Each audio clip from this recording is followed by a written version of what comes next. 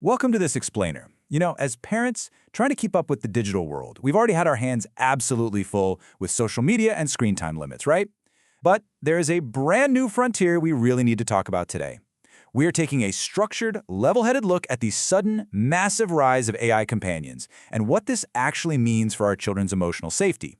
We're going to strip away the hype, look straight at the facts, and figure out exactly how we can guide our kids through this totally unprecedented digital landscape. Okay, let's dive right into a serious reality check. 33%, roughly a third of American teens, are now using AI for social interaction or relationships. And let me be incredibly clear here. They're not using this to get help with algebra or to draft an email. Our teens are turning to artificial intelligence for deep, meaningful social interaction. They're actually treating these systems as something much closer to a real-life friend.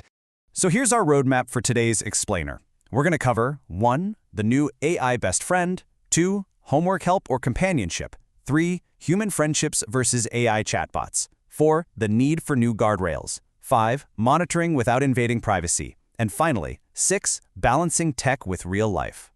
All right, let's kick things off with Section 1, the new AI best friend. The crucial reality we really have to face right now is that our kids are spending immense amounts of time on purpose-built companionship platforms. Think of apps like Character.ai and Replica.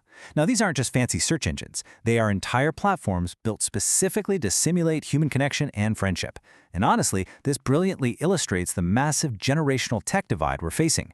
While our teens are forming these intensely personal digital bonds right in their bedrooms, we parents are kind of left entirely in the dark. We might see them staring at a screen and just grumble about too much screen time without even realizing they're actually cultivating a deep emotional relationship with lines of code. Moving right along to Section 2, homework help or companionship. You see, this whole thing isn't just about niche companion apps. It completely spills over into the everyday academic tools our kids are already required to use for school. There is literally no barrier between utility and emotion anymore. For instance, a child might use ChatGPT, Claude, or Gemini strictly to study for a history test, right? But in the exact same app, they can use those very same tools for relationship advice or deep emotional support. The transition from agonizing over algebra to seeking anxiety management happens in the exact same chat window. There's absolutely no neat technical dividing line to protect them. It's fascinating, and frankly, a little bit unsettling as a parent, to see that even the tech founders creating these AI systems show a distinct ambivalence about how they should be used by kids. Take Sam Altman, the founder of OpenAI. He openly acknowledges that AI friends will become a major companion for people. There's a striking parallel here to the early days of social media, where the creators wouldn't even let their own kids near the platforms they built. They recognize that these bots are going to be a massive part of our kids' lives, whether we're ready for it or not. And that brings us to a huge developmental concern. Former Surgeon General Vivek Murthy recently hit the nail right on the head. Look, human relationships are messy.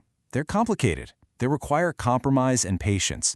If our kids rely solely on agreeable bots that constantly cater to their every single whim, that vital muscle needed to navigate real, messy human relationships risks wasting away completely. Let's look closer at that in Section 3, human friendships via AI chatbots. To truly grasp why this is so alluring to our teens, consider a 2024 experiment where tech reporter Kevin Roos spent a whole month communicating with 18 different AI companions. He assigned them roles, mentors, peers. He even set up a group chat to critique his outfits. This contrast perfectly maps out the addiction. AI companions center the universe entirely around your teen. If they're feeling anxious at 2 a.m., the bot is right there, ready to flatter and agree with them. But human friends? They're asleep at 2 a.m. They have their own lives. They get annoyed. And crucially, they will push back when you are wrong. AI completely lacks this healthy grounding friction, making it dangerously easy for a vulnerable kid to just fall down a rabbit hole. Which leads us to Section 4, the need for new guardrails. We cannot just ignore this and hope it goes away, because relying on bots for emotional fulfillment can lead to some truly terrifying extremes. The reporting on the tragic case of 14-year-old Sewell Setzer III shows us what happens at the absolute worst end of the spectrum.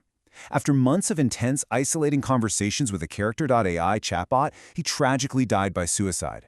When these hyper-realistic bots replace the hard, necessary conversations with actual parents, mentors, and teachers, the outcomes can literally be fatal. It's a really stark reminder that our kids need boundaries that encourage them to flourish in the real world rather than just keeping them addicted to a screen. However, we do have to look at this impartially. Technology is always a double-edged sword. Yes, it can absolutely isolate vulnerable teens, but emerging research out of Stanford shows that these bots have also successfully talked people out of suicide. For some highly anxious youth, AI actually provides a helpful judgment-free space to practice their social interactions. What this proves to us is that simple blanket bans, they're just not going to work. We can't just outlaw it. We have to manage it on a case-by-case basis. So how do we do that? That's Section 5, monitoring without invading privacy. Right now, most of us feel totally locked out of our child's digital bedroom. So how do we fix this with practical, privacy-respecting solutions for our own homes? Well, step 1 is stepping back from granular surveillance. We honestly don't need to read every single private message. But step 2 is where the tech industry really needs to step up. Platforms should provide parents with summarized versions of our kids' AI chats. And step 3 is setting automatic alerts. If your child is expressing themes of depression, deep loneliness, or bullying to a bot, the system should instantly flag that for you. This way, we can actively monitor for critical red flags without destroying our teenagers' trust in us. And finally, Section 6, balancing tech with real life. We can take control back today by implementing daily routines that seamlessly blend this unavoidable tech with the physical world. First, demystify the magic. We need to teach our kids exactly how these systems are built and constantly reinforce that AI is just code. It is not a human entity, no matter how incredibly real it seems. We should encourage them to use these tools purposefully because, hey, these are really valuable future skills, but we absolutely must balance that by enforcing daily time completely away from screens. Prioritize unstructured outdoor exploration and play. By explicitly teaching our kids to distinguish between a helpful coded tool and human-like manipulation and balancing it with the physical world, we're going to build some incredible resilience. Ultimately, just as we want to know the human friends our kids are hanging out with after school, we really need to know their digital ones too. I'm going to leave you with this crucial question to spark conversations in your own home tonight. Are we actively guiding our kids' digital relationships, or are we just shutting them out of the bedroom and hoping for the best? Thank you so much for joining me for this explainer. Start that conversation with your teens today, and I'll catch you next time.